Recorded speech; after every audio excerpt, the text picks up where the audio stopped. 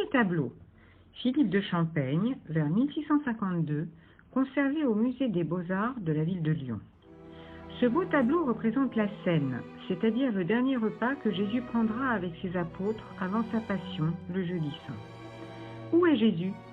Jésus est au centre de la composition, facilement reconnaissable au nimbe qui entoure sa tête d'un mince filet doré. Ce nimbe est le signe iconographique de sa sainteté.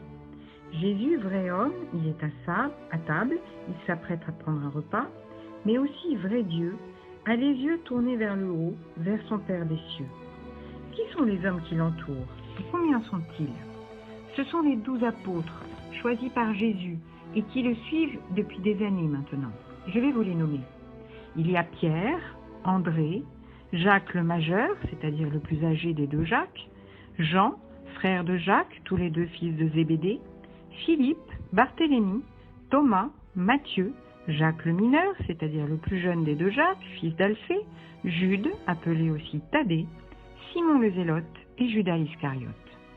Parmi ces apôtres, il y en a 3 qui sont plus facilement reconnaissables que les autres, surtout sur ce tableau. Jean est assis à la gauche de Jésus.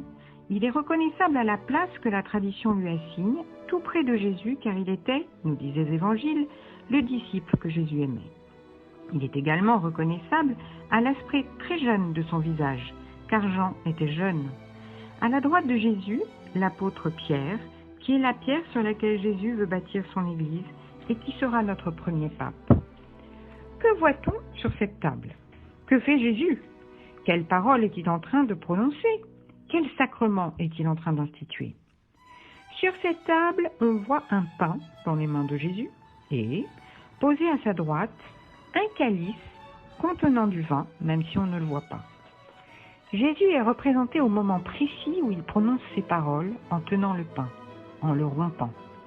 Prenez et mangez-en tous, ceci est mon corps livré pour vous. À l'instant suivant, même s'il n'est pas représenté sur le tableau, Jésus dira la même chose pour le vin. Prenez et buvez-en tous, ceci est mon sang versé pour vous.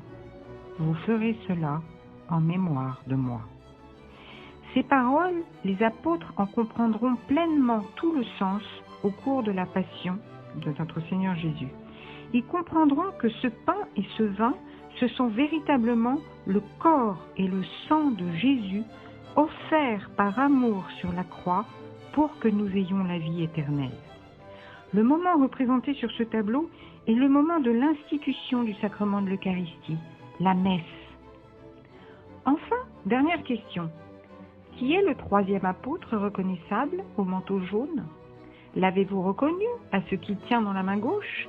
C'est Judas tenant une bourse qui contient elle-même les 30 deniers, 30 pièces d'argent, que les pharisiens lui ont données en échange de la promesse qu'il leur a faite de dénoncer Jésus par un baiser quand il viendrait l'arrêter.